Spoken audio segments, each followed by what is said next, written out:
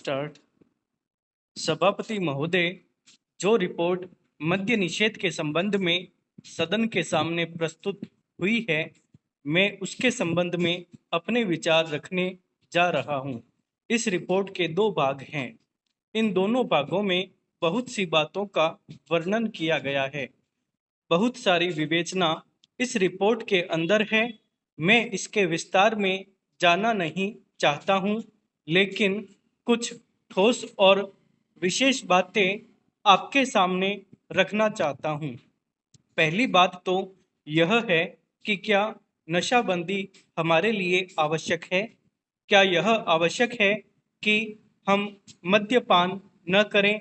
इस पर ध्यान देने से आपको पता चलेगा कि जो भी काम हम अपने हाथ में लेते हैं, चाहे वह खेती का हो, व्यापार का हो या यांत्रिक युग और विज्ञान का हो, उसके लिए आवश्यक है कि आदमी का मस्तिष्क ठीक तरह से काम करे।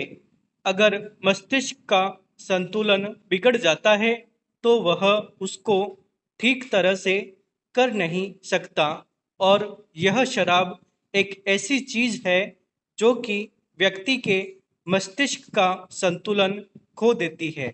इसीलिए हमारे देश में हमारे नेताओं ने यह आवश्यक समझा कि अगर इस देश में सामाजिक और आर्थिक जीवन का संतुलन ठीक रखना है, लोगों को किसी चीज का ज्ञान देना है, किसी चीज को उन्हें सिखलाना है, तो उसके लिए आवश्यक है कि इंसान का दिमाग ठीक रहे।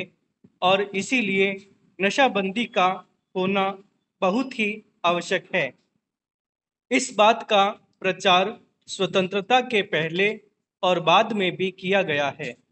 यदि हम धार्मिक ग्रंथों को देखें, हिंदू धर्म के वेद तथा शास्त्रों को देखें, ईसाइयों की बाइबिल को देखें या मुसलमानों की पवित्र कुरान को देखें, तो किसी ग्रंथ में भी इस प्रकार की विचारधारा नहीं है कि आदमी शराब पिए।